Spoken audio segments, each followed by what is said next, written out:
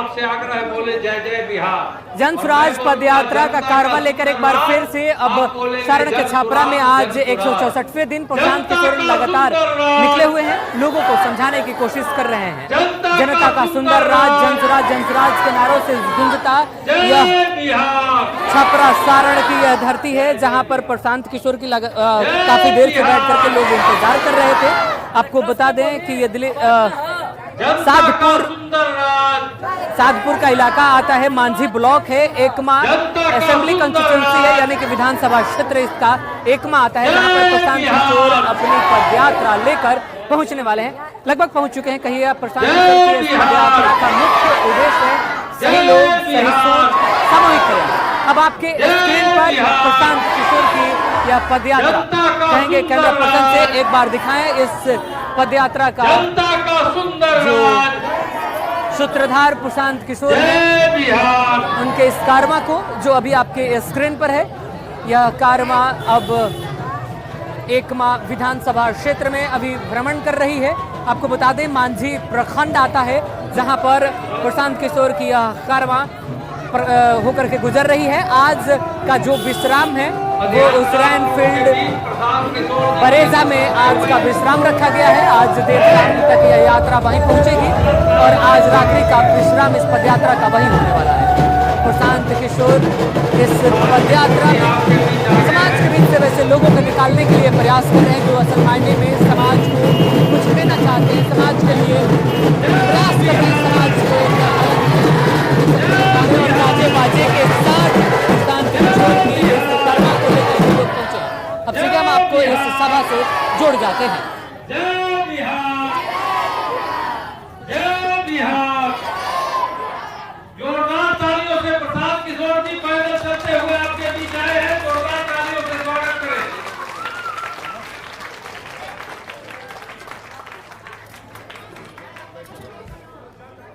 जन स्वराज पदयात्रा में 2 अक्टूबर से ही पैदल चलते हुए बिहार में व्यवस्था परिवर्तन का संकल्प लेकर प्रशांत किशोर जी 2 अक्टूबर से ही भितिहरवा गांधी आश्रम से पदयात्रा करते हुए पश्चिम चंपारण, पूर्वी चंपारण, शिवहर जिला, गोपालगंज जिला, सिवान जिला और होते हुए और आपके बीच पदयात्रा करते हुए आए हैं और आगे भी पदयात्रा करते हुए ही पूरे बिहार पदयात्रा करते हुए ही जाएंगे और समाज के मदद से एक नई व्यवस्था, सही लोग, सही सोच और सामूहिक प्रयास से नई राजनीतिक व्यवस्था खड़ी करने का अभियान है। जनता का सुंदर राज बनाने का संकल्प लेकर प्रशांत किशोर जी गांव गांव पदयात्रा करते हुए चले हैं। आपसे भी मिलने, आपसे भी आपकी समस्याओं को सुनने, देखने और मिलने, संवाद करने के लिए हम पहुंचे हैं। मैं आग्रह करूंगा आदरणीय सुनील सिंह जी से, सुनील सिंह जी सुनील बाबू आए और स्वागत करें आदरणीय प्रशांत किशोर।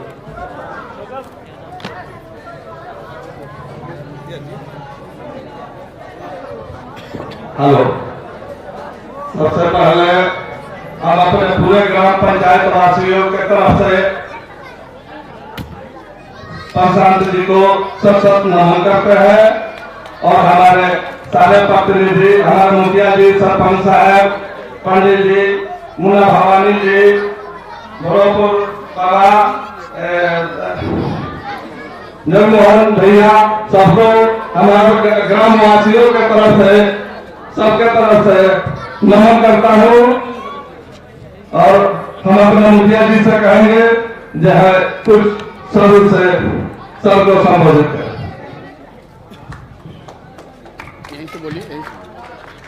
बहुत खुशी की बात है, प्रधान बाबू हम लोग के पंचायत में आए हुए हैं, हम लोग को सब आदमी को इनका स्वागत करना चाहिए और इन्हीं से बदलाव की हम लोग की उम्मीद है।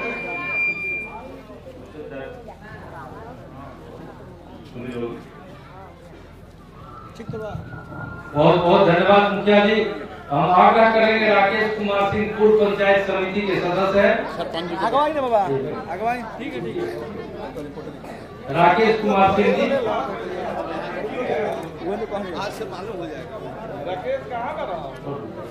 दिलीप सिंह जी बैक्स अध्यक्ष हैं, आदरणीय दिलीप सिंह जी।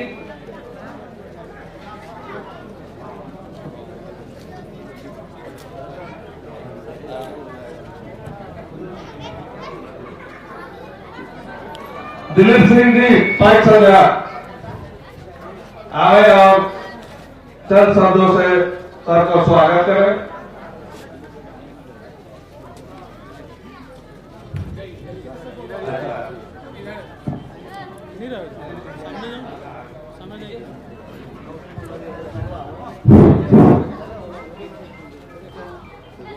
आदरणीय आए हुए हमारे ग्राम के सभी सदस्य और पूरे पंचायत के सभी सदस्यों का मैं हार्दिक अभिनंदन करता हूं। जिन लोगों ने इतना बहुमूल्य समय दे करके हमारे गांव हमारे पंचायत का सम्मान बढ़ाया और प्रशांत किशोर जी का सम्मान बढ़ाया और प्रशांत किशोर जी हमारे यहाँ इस धरती पर आकर के हमारे पंचायत का और हमारे गांव का नाम रोशन किए। बहुत बहुत धन्यवाद। धन्यवाद दिलीप बाबू। लगातार बिहार में व्यवस्था परिवर्तन के संकल्प के साथ आपसे मिलने आए हैं पूरे बिहार। गांव गांव जाकर लोगों से मिलेंगे और बिहार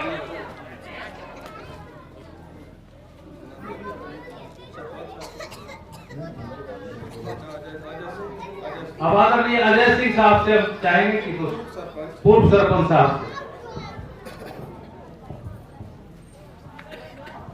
आज हमारे गांव साधपुर की इस पावन धरती पर बिहार के ही नहीं पूरे भारत में चर्चित राजनीति में सलाहकार के रूप में रणनीतिकार के रूप में आप जहां भी रहें उसको विजय दिलाए, ऐसे आदरणीय महानुभाव माननीय प्रशांत किशोर जी का इस गांव में मेरे और मेरे ग्रामवासियों की तरफ से तमाम आगंतुक सज्जनों की तरफ से आपका हार्दिक अभिनंदन और बधाई।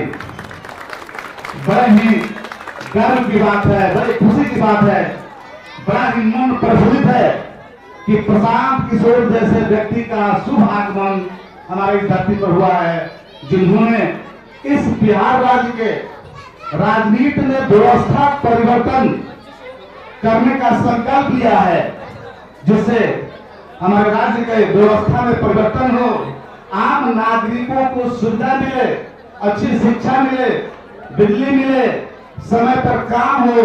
इस व्यवस्था में आमूल परिवर्तन के लिए जो हमारे प्रशांत किशोर जी इस परिवर्तन करने के लिए जो चले हैं इस जन सुराज यात्रा में, काफी प्रशंसनीय है। मैं और इस गांव के सभी लोगों की तरफ से, अपने पंचायत वासियों की तरफ से इनके पूरी प्रशंसा करता हूं, हार्दिक अभिनंदन करता हूं और मेरी यही इच्छा है कि प्रशांत किशोर जी जिस लगन और मेहनत से ये पद यात्रा में जुड़े हुए हैं, ये दिन प्रतिदिन आगे बढ़े और बिहार में जो अराजकता फैली हुई है इस व्यवस्था में परिवर्तन करें और बिहार का विकास करें। बस मैं इसी के साथ पानी करता हूँ। जय हिंद, जय भारत, जय बिहार।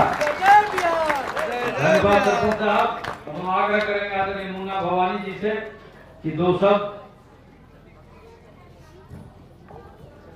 परम आदरणीय इस सभा के हम लोगों के अग्रज और अति सम्मानित मेरे लिए, ताकि आपने बिहार के लिए एक संकल्प लिया, बिहार वासियों के लिए संकल्प लिया। यही कारण है कि आप जिधर से जाते हैं तमाम लोग अपने काम को बंद करके संकल्पित होके आपके पीछे लग जा रहे हैं। आपने जो पुण्य का काम स्टार्ट किया है, निश्चित रूप से बिहारवासी अपने बच्चों के भविष्य को देखते हुए, अपने भविष्य को देखते हुए, जैसा कि आप अपने उद्घोषण में कहते भी हैं कि हम नेता ना हैं, नेता से हमरा नहीं लागत कि व्यवस्था परिवर्तन हुई। बिहार के जनता हमेशा सत्ता परिवर्तन करेले कोनो ना कोनो लोग में आके, लेकिन हमनियों के कुछ उम्र भई व्यवस्था परिवर्तन वो स्थिति में ना भई। आजादी के 74-75 साल हो गई। यह देखा वो स्पीड में चीन कहाँ रहे कहाँ चल गई, विश्व के बाकी देश कहाँ से कहाँ चल गए, हमनी के बिहार के बाकी प्रदेश सब कहाँ से कहाँ चल गए। हमनी थोड़ा सा दूसरी आगे बढ़ा बानी सन। रउआ जो संकल्प लेके चलल बानी, हमनी कम से कम माझी एकमा के लोग रउआ खातिर संकल्पित बा। और रउआ जहाँ जेकरा के खोजे, जेकरा रउआ जहाँ मदद करे के जरूरत पड़ी वो निश्चित रूप से रही। रात में अंधेरा सड़क पर के उपस्थित बताओता कि रउआ निश्चित रूप से मिशन में कामयाब होके इतिहास बनावे चलो बनी। निश्चित रूप से रउआ इतिहास बनाए। काल हम ना रहे, रउआ ना रहे, ये लोग ना रही, लेकिन राउत नाम रही, लोग रउआ नाम की चर्चा करी।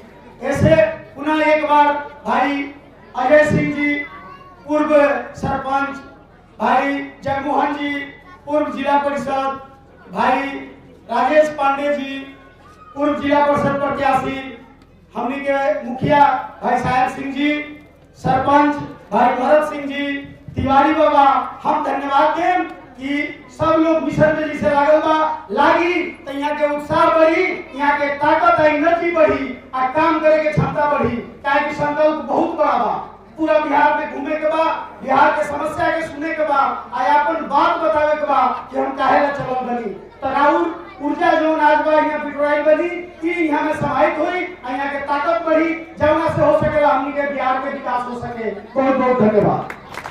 बहुत बहुत धन्यवाद। अब आदरणीय भरत बाबू सरपंच साहब से आग्रह करेंगे कि 2 शब्द आशीर्वचन। सबसे पहले हम अपना तरफ से, मुखिया जी के तरफ से, पंचायत के सारा प्रतिनिधि लोग के तरफ से, वार्ड पॉइंट बीडीसी के तरफ से, ये पंचायत के तरफ से, अब विशेष करके ये अपना पंचायत के 7 के गांव के तरफ से हम यहाँ के हार्दिक अभिनंदन करता रही। साथ साथ यहाँ के समेत सब मीडिया का भाई लोग के, प्रतिनिधि लोग के भी अपना पंचायत के तरफ से तहे दिल से शुभकामना व्यक्त करता है। हम प्रशांत बाबू के साथ 2017 से 5 साल हो गई व्यक्तिगत रूप से जुड़ल बानी और यहाँ के स्वभाव से हम पूर्ण रूप में अवगत भी बानी। और जहाँ भी देश में राज्य में जौना पार्टी से जुड़ल बानी ओकरा के विजय दिलौला बानी। ऐसे विशेष करके एक ही अपना पंचायत के तरफ हम आग्रह करब यहाँ से कि भविष्य में जैसे राज्य देश के संगे ला के चलो मैंने हमारा पंचायत पर विशेष ध्यान दे।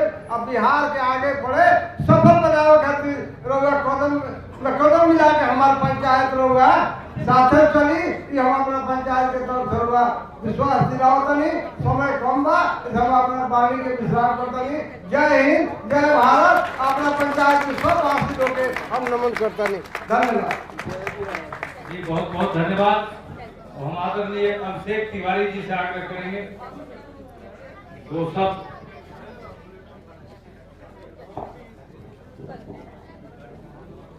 सबके होके गोड़ लगा नहीं। हम लोग वालों के एक ही बात बोले कि देखिए हम लोग वालों के बीच के आदमी बनी, हमनी के सबसे युवा दिखाता निशान सब ये यहाँ लोग के बैठल बनी, तो हमनी के अपन काम दाम छोड़ के बस एक ही सोच से जुड़ल बनी सन, प्रशांत किशोर जी के सोच से। अब एक पहले बहुत नेता लोग आई, सब कोई वालों के वादा कैलस ई बदल जाए वो बदल जाए सब कुछ बदल जाए, लेकिन ये यहाँ के प्रशांत किशोर जी वालों के बीच में बैठल बानी कि पहला ऐसा आदमी बानी जो कहा था कि यहाँ के कुछ ना बदले। काहे ना बदले? ताकि रउआ लोग आगे ना आए तो यहाँ के कुछ नहीं कर सका। ये मैसेज देवे खातिर, ये बताए खातिर यहाँ के पिछला 6 महीना से पैदल घुमातानी, धूप में घुमातानी। ये बस वहाँ के कहे के बाकी रउआ लोग ना जागे तो रउआ लोग के विकास ना हो सकता। रउआ लोग के बेटा के शिक्षा रउआ लोग के बात बा। अगर रउआ लोग अपन बेटा के शिक्षा के बारे में ना सोचें, असतवा स्कूल में भेजें, असतवा स्कूल में पढ़ाई ना होला तो गरीबी के कुचक्र में जिंदगी भर फंसल रहे। ये बात हमने के रोज प्रशांत किशोर जी बतावता नहीं। यही बात हम ज्यादा नहीं बोले के चाहते, बस ये बात रउआ लोग के कहता नहीं कि अगर दिल से रउआ लोग बिहार के कुछ बदलाव चाहता नहीं चाहता नहीं कि बिहार में कुछ बदलो, तो सबसे पहले हमने शिक्षा के बदले के पड़ी। और वो शिक्षा की ये शिक्षा के माध्यम से हमने गरीबी से दूर हो सकता नहीं सर, क्या सबसे ज्यादा गरीबी सब केहू के पता बा कि बिहार में बा। यही सब लोगों के कहा था नहीं कि एक बाद लोगों के प्रशांत जी पूरा सब कुछ समझा, लेकिन हम लोगों के बीच में बानी लोगों के आस्वानित करते नहीं कि आए वाले दिन में रउआ लोग अगर प्रशांत किशोर जी के साथ कंधा से कंधा मिला के वहाँ के साथ दे तो बिहार जरूर बनी और वह पुराना बिहार हुई जौना के खाली हमने के इतिहास में जाने नहीं सर, अभी ओकरे बात करता है नहीं सर। बहुत बहुत धन्यवाद। बहुत बहुत धन्यवाद। एक बार मैं बोलूंगा जनता का सुंदर राज, आप कहेंगे जन सुराज एक नारा लगाएंगे और उसके बाद आदरणीय जन सुराज पदयात्रा के बिहार बदलने का संकल्प लेकर निकले इस अभियान के सूत्रधार आदरणीय प्रशांत किशोर जी को मैं आप लोगों के बीच आग्रह करूंगा, आमंत्रित करूंगा। एक नारा लगाएंगे, मैं बोलूंगा जनता का सुंदर राज, आप कहेंगे जन सुराज जनता का सुंदर राज, जनता का सुंदर राज, जनता का सुंदर राज। अब एक बार जोरदार तालियों से आदरणीय प्रशांत किशोर जी। नमस्कार। सबसे पहले आप अपने गांव के इस प्रांगण में अपना समय निकाल कर आए हैं, मुझे मेरी बात करने का अवसर दे रहे हैं, आपसे मिलने का परिचय करने का अवसर दे रहे हैं। इसके लिए आपका तहे दिल से शुक्रिया अदा कर रहा हूं, आपका धन्यवाद कर रहा हूं। अभी मुन्ना जी बतावत रहा कि हम बात के शुरुआते ऐसे करीला कि हमारा नाम है प्रशांत किशोर, हम नेता हैं ना, हम नेता नहीं हैं, हम कोई दल नहीं बनाए हैं और आपसे वोट मांगने नहीं आए, हमारे से वोट मांगे नहीं किया और कोनो कामो ना करो। रोड पर आदमी चलता जे भेटा गई कुर्ता पैजामा पहन के आदमी ओकरा के धो लेता, ए भैया तनी है नली गली बनवा दी, ए भैया है तनी राशन कार्ड में नाम दिलवा दी, ए भैया अपनी के घर नहीं थे, हमारा पेंशन नहीं थे मिलत। देखी बिहार के दुर्दशा। आज से 40-50 साल पहले भी हमनी के इतने गरीब और पिछड़ा रही जा, ऐसा नहीं थे कि रुआ गरीब नया नया भइल बानी, जब रुआ लड़का रह भूख तब वो इतने गरीब रही, जे लड़का रहे जवान हो गई, जवान आदमी बूढ़ हो गई तब वो गरीबी पिछड़ापन बेरोजगारी बदहाली खत्मे नहीं थे।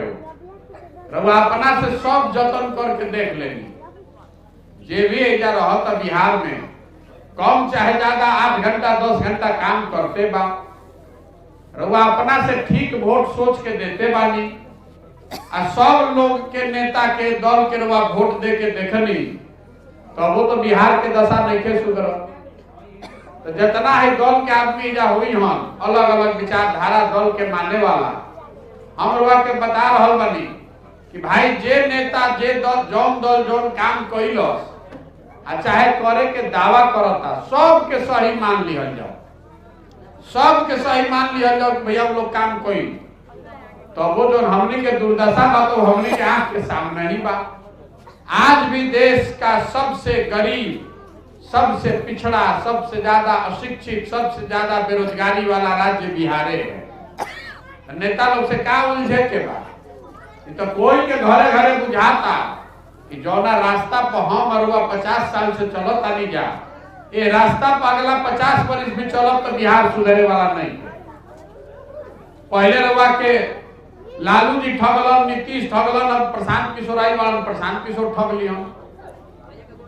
पहले ही से 50 को दल आदमी हमरा कहते हैं भैया रुआ दल बनाई, तो हम दल बना ले तो उसे का सुधर जाए। 50 को पहले ही से दल पर ठगे हो खाती एगो हमू बना ले तो हमू ठगे लागो। आप पहले समझिए कि आपकी गरीबी खत्म क्यों नहीं हो रही है। पदयात्रा इसलिए कर रहे हैं कि गांव गांव जाके बताएं कि वह गरीबी से निकल काहे नहीं की पाओ। देखिए दुनिया भर में गरीबी से निकलने का 3 ही रास्ता बताया गया है। पहला रास्ता क्या है, अगर रुआ घर में लड़का पढ़ लिख जो नौकरी लाग जाई तो गरीबी खत्म हो सकेला। दूसर रास्ता ई बा, अगर पढ़ाई लिखाई नहीं थे, खेती जो भूमि होके खेती किसानी करके बिरवा गरीबी से निपट सकता नहीं। जेकरा भी दोनों नहीं थे, अगर ओकरा भी पैसा होके पूंजी होके तो दुकान दौरी रोजगार व्यापार करके रुआ गरीबी से निपट सकता नहीं। तो बिहार में ये तीनों रास्ता शिक्षा, जमीन आ पूंजी ज्यादातर आदमी के पास है ये नहीं है। रवैया गांव में बैठल बानी, जितना आदमी के लड़का जाता सरकारी स्कूल में पढ़े, वो पढ़त नहीं के लड़का खिचड़ी खैलन घरे चल। अगर कोई गिरत पड़त पहुंचियो गई कॉलेज में तो 3 बरिस के डिग्री 5 बरिस में लेके आवता, पढ़त वो नहीं के। तो पूरा बिहार में जब लड़का पढ़ते नहीं खस, जब राव लड़का पढ़ी ना तो मजदूर ना बनी तो डॉक्टर इंजीनियर कलेक्टर बनी, मजदूरे ना बनी भाई। ये बात तो रुआ बुझाता। तो पढ़े के व्यवस्था जाके आदमी के खत्म कर दिया गई। दूसरा बात रुआ बुझाता कि जाए कि भैया नहीं पढ़त तो कम से कम खेती किसानी करती जा। तो बिहार में 100 आदमी जे रहता, उनमें 60 आदमी के पास तो एको धूर जमीने नहीं थे। ये बात के याद रखी। समाजवाद के नाम पर, सामाजिक न्याय के नाम पर यह राजनीति होता इतना दिन से। देश में 100 में 38 आदमी के पास जमीन नहीं थे, लेकिन बिहार में 100 में 60 आदमी के पास एक धूर भी जमीन नहीं है। जेकरा भी जमीन बा, 40 आदमी जे खेती किसानी करता, उनमें 35 को आदमी ऐसा बा जेकरा भी जमीन 2 बीघा से कम बा। बहुत छोटा किसान यहाँ है बिहार में। आदमी जब खेती करता, वो कमाए वाला खेती ना हो, वो खाए वाला खेती हो। लोग उतने उपजावता नहीं कि बाल बच्चा के पेट भर जाओ, खेती करके रोआ पैसा ना कमा सकी। गेहूं अभी बोले बानी रोआ कटाई करो, वही में 2 मुट्ठी सरसों भी छीट देले बानी कि भैया तेल के भी जुगाड़ हो जाओ, सरसों बेच के पैसा ना कमा सकी। तो 100 में 5 आदमी ऐसा बालन खेती किसानी करे वाला जे खेती करके पैसा कमाता। बाकी आदमी जे खेती करता, वो बाल बच्चा के पेट भरता, चाहे खेत में मजदूर बन के काम करता। तो शिक्षा है ये नहीं थे, खेती से आगे बढ़े के उपाय नहीं थे। तो तीसर बच गई पूंजी। अगर रवा पैसा रही तो कुछो दुकान दौरी करके 4 गो भैंसे खरीद के रवा काम करती, 10 गो मुर्गिये पाल लेती, 2 गो बकरिये पलती, कोई सैलून खोल ली, कोई रेडीमेड के दुकान खोल ली, 2 गो गाड़ी चलवा ली, कुछो रवा रोजगार करती। तो बिहार में हमनी के जो आमदनी बा वो 35,000 रुपया बा औसत। साल भर में बिहार का आदमी 35,000 रुपया औसतन कमाता।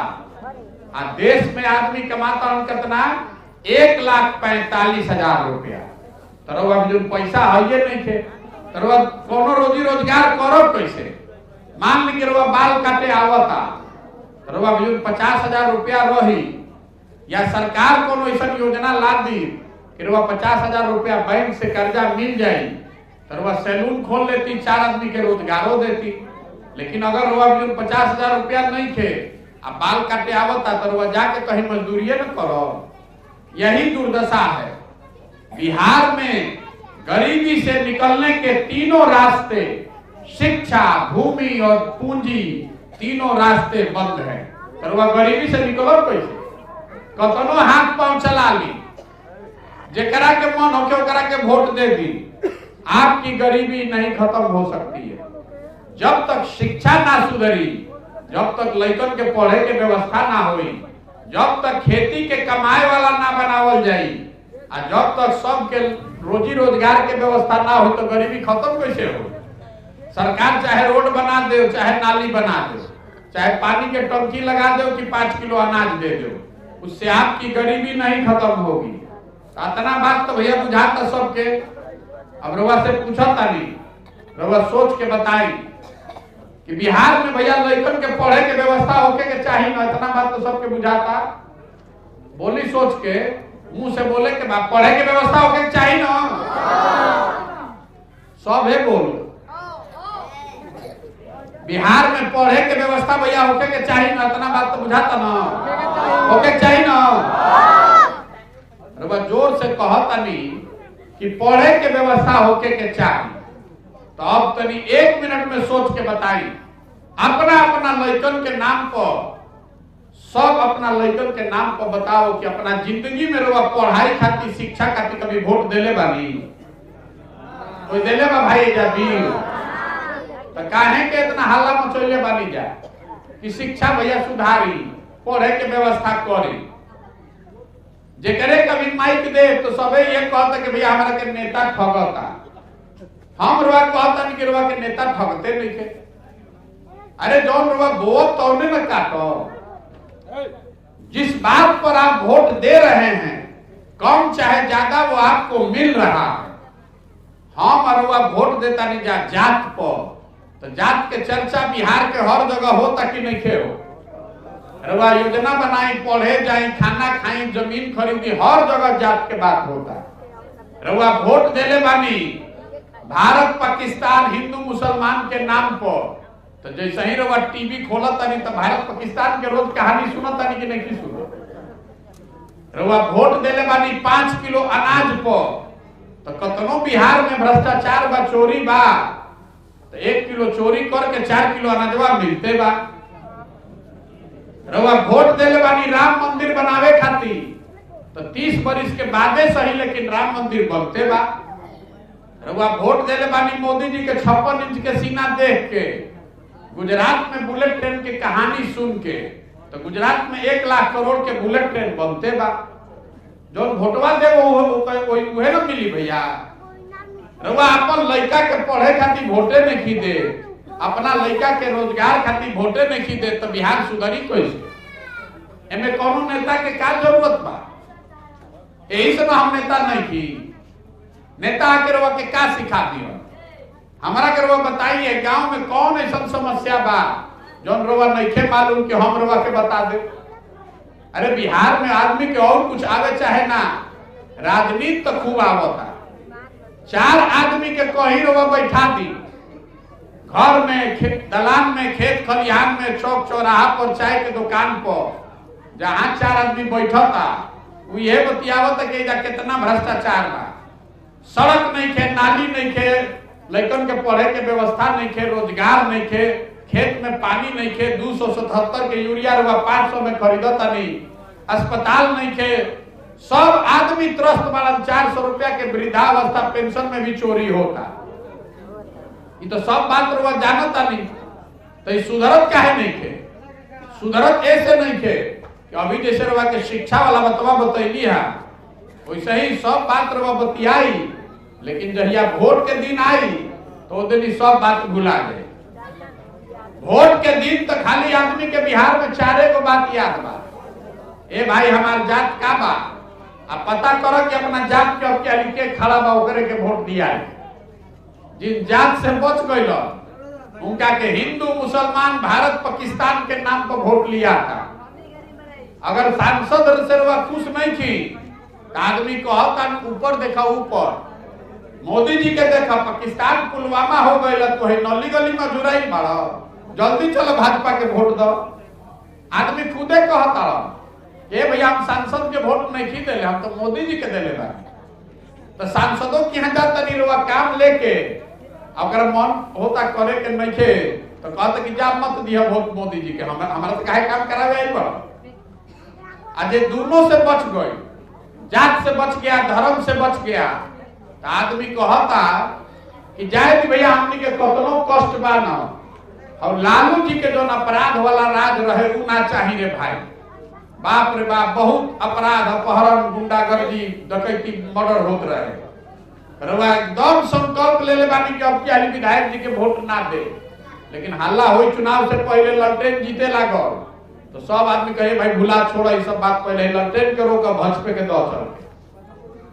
आ चौथा हमनी के मुसलमान भाई लोग बा, ये लोग कहते कि भैया जी चाहे मरी, भाजपा के तो ना वोट दिया है।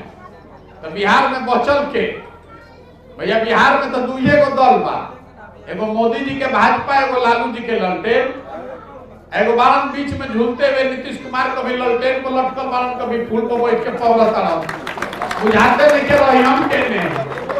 तो मुसलमान लोग कहता कि जी चाहे मोरी भाजपा के दे ना सकी तो ललटेने लौकत ललटेने के वोट दिहल जाए। इतना आदमी रुआ सब अनुभवी हमरा से ज्यादा बा। रुआ बताइए यही 4 चीज पर वोट दिया था भैया, यही 4 चीज पर वोट दिया इस बार। तो काहे के माथा पीटता नहीं, हमरो समय बर्बाद करता नहीं, अपनो बर्बाद करता नहीं। भाषण देवे से थोड़े ना सुधरी बिहार। अरे जब रउआ जानता नहीं, हम जानता नहीं, तो सब नेतो जानता सन कि बिहार के जनता कतनो बतिया ले, हंस के गा के गरिया के भोटवा तो यही 4 चीज पर दी हम जा जो हम जा का तो काहे के काम होको भैया। तो आदमी कहता कि भैया ये हमनी के बुझाता रउआ विकल्प न हमने भी ना रहे, रउआ विकल्प बनाई। तो हम विकल्प काहे नहीं बनाओ, दल काहे नहीं बनाओ। अरे हमारे दल बनाने से विकल्प कैसे बन जाएगा। बिहार में तो पहले ही से 50 को दल ठगे खाती, एगो हम बना लेते, एगो हम ठगे वाला बढ़ जाए। हमारे दल बनाने से विकल्प नहीं बनेगा। बिहार में आदमी दल कैसे बनाता है, जे बनैलस दल वे हो गई दल के नेता। आइयो कह दिलस कि हमारा बात हो यहाँ हमार बेटा, और जीवन भर तू लोग झंडा लेके हमारे धोआ जा। वो दल विकल्प नहीं है, वो तो परिवार का शासन है, वो विकल्प है। 35 वर्ष से लालू नीतीश पलट पलट के देख लेनी ना, तू सुधर नहीं सुधर सकता। विकल्प अगर बनावे के बाद तो आपको मिलकर विकल्प बनाना पड़ेगा। जो रास्ता महात्मा गांधी ने दिखाया, गांधी जी दल बना के वोट लेके आजादी दिलवाइलन। गांधी जी ने पहले समाज को जगाया, आपको बताया आत्मनिर्भर बनने के लिए, आपकी चेतना को जगाया, आपको अपने अधिकार के बारे में बताया। गांधी जी आगे आगे चले, पीछे से समाज चला, तब ना आजादी मिलल। तो अगर बिहार को गरीबी से, भ्रष्टाचार से, बेरोजगारी से आजादी दिलाना चाहते हैं तो आपको अपने बच्चों के लिए खड़ा होना पड़ेगा। हमनी के जितना आदमी जब बैठल बा, कुछ आदमी जैसे खड़ा बा, हमनी के तो आधा से ज्यादा जिंदगी बीत गई। तो पदयात्रा यही से कर रहा बानी कि गाँव गाँव जाके हाथ जोड़ी कि अरे भाई, अपना नहीं तो कम से कम अपने बच्चों का चेहरा देखिए, और जाति धर्म नाली गली 5 किलो अनाज से ऊपर उठ के एक बार अपने बच्चों के पढ़ाई और रोजगार के लिए वोट दीजिए। और नहीं सुधरिएगा और झंडा लेकर घूमते रहिएगा तो लिख कर रखिए, जिस गरीबी बदहाली में आपका जिंदगी गया है, इसी गरीबी बदहाली में आने वाली पीढ़ी और बच्चों के अभी जिंदगी जाएगा। कोई नहीं सुधार सकता है बिहार को। आदमी कहता कि प्रशांत किशोर आई पालन बड़ा होशियार बानी, भैया रुआ सुधारी।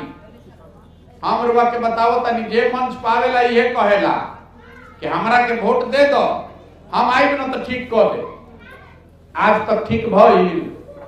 अरे आज प्रशांत किशोर आई बालन तो प्रशांतो किशोर टोपी पहना के ठग के चल जाइए। एक प्रशांत किशोर आ जाए कि 10 प्रशांत किशोर, ये सुधरने वाला नहीं है। जब तक आप नहीं सुधरिएगा, आप अपने बच्चों के लिए नहीं खड़ा होइएगा, तो प्रशांत किशोर रवा खातिर खड़ा हुई। राहुल लड़का बिना पढ़ लिख के घर में बैठल बा अनपढ़, आपका लड़का जिसका पढ़ लिख के बेरोजगार बैठा है, और रवा बुलेट ट्रेन के न्यूज देख के, खबर देख के वोट देता नहीं, पुलवामा पाकिस्तान चाइना पर वोट देता नहीं, तो राहुल लड़का ना भोगी तो हम भोगो। यही बताने के लिए पैदल चल रहे। समझ में आवे तो इसमें जुड़िए। आदमी कहता कि भैया विकल्प बनाई, हमने के एकदम तौर मन ढंग से रुआ समय बानी जा। तो हमको विकल्प बनाने का जो तरीका समझ में आता है कि गाँव जाई, समाज को मत के, जैसे रुआ दही से मत के मक्खन निकाली ला, वैसे ही हम समाज के मत के वैसा आदमी निकाले चलल बानी जे नया व्यवस्था बनावे चाहता। और दही से मक्खन निकलला के बाद क्या बची, मट्ठा। तो मट्ठा डालब है लालू और नीतीश के जड़ में, पूरा साफ हो जाए। 35 वर्ष से जो हर बार उखाड़ा तनिया उठ के चल आवतन जा, तो अब क्या समाज से दही के मत के मक्खन निकालो, और जो मक्खन वाला लोग लोग व्यवस्था बनाई हम जा, उहे लोग मठा डोलियन जाना के जोड़ में तो हमनी के कल्याण होई तो माने वाला नहीं कह दोनों आदमी। 35 बरस हो गया आदमी के बुझाता कि पहले लालू जी के राज रहे अब नीतीश जी के बाद। हम अभी पैदल चलत आनी पश्चिम चंपारण में रामनगर में वो हमरा हजाम भेटल तो कोई कहल कि भैया पूछी ना बड़ा होशियार आदमी बा ओकरा से पूछनी अच्छा ये बताओ कि लालू जी के राज में और नीतीश के राज में का फर्क बा तो कहलस कि भैया जनता के खाली बुर्बकाही बा फर्क कुछो नहीं है। जनता के हजामत तो दोनों में पूरा पूरा बनता फर्क खाली उतने बा कि लालू जी के राज में हजामत अपराधी बनावत रहस और नीतीश के जंगल राज में अब हजामत अब अधिकारी बना रहल बा। हजामत तो दोनों में बनत जैसे लालू जी के राज में अपराधी कोई से ना डरात रहस वही हाल नीतीश के जंगल राज में अधिकारी के भाई हो कोई से नहीं घसन डेरा दीने में कलम लगा के लूट हो रहा है। आपको जगना पड़ेगा।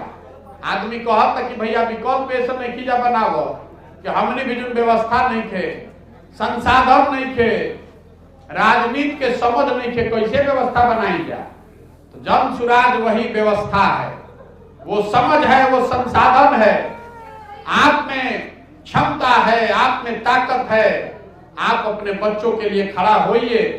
व्यवस्था की रणनीति की संसाधन की चिंता अपने भाई अपने बेटे जनसुराज पर प्रशांत किशोर पर छोड़िए आप खड़े तो होइए अपना लइकन खातिर खड़ा तो होती हमारा पीछे काहे चले चाहता है। आदमी कहता कि भैया रवा चली रवा पीछे बानी अब इतना पूर्वक बानी अभिमन्यु जैसा हमारा कहता नहीं कि चक्रव्यूह में घुस जा बहरी बैठ के तमाशा देखो। अगर आपको अपनी समस्या सुधारनी है तो हमारे साथ चलिए। हमारा भी गर्दन कटेगा तो आपका भी कटेगा आपका कटेगा तो मेरा भी कटेगा। साथ चलिए और ये नई व्यवस्था बनाइए। तो रउआ बताई कि प्रयास होके के चाहिए कि ना होके के चाहिए होके चाहिए। तो रउआ से वोट अभी करवाई गांव में सबके जवाब देवे के बाद हाथ उठा के कैमरा लागल में रिकॉर्ड होके के चाहिए। जरा मन हो हाँ बोली जरा मन हो ना बोली जोर से। पिछले 30-40 सालों में आपने हमने जिसको भी वोट दिया किसी ने बिहार और बिहार के बच्चों की चिंता नहीं की। अब समय आ गया है कि जिस राज्य बिहार को न सुधर पाने वाला राज्य मानकर सब नेताओं ने दलों ने छोड़ दिया है उसके लोग मिले और एक साथ मिलकर अपने बच्चों के भविष्य के लिए नया विकल्प बनाएं जनता का विकल्प बनाएं।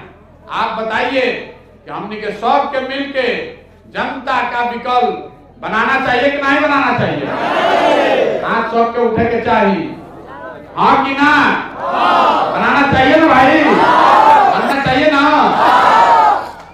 आदमी कहता कि छात्रा बात रहा सुन लेनी जाए सब बात ठीक बा लेकिन ये न बताई कि चुनाव कैसे जीतल जाए।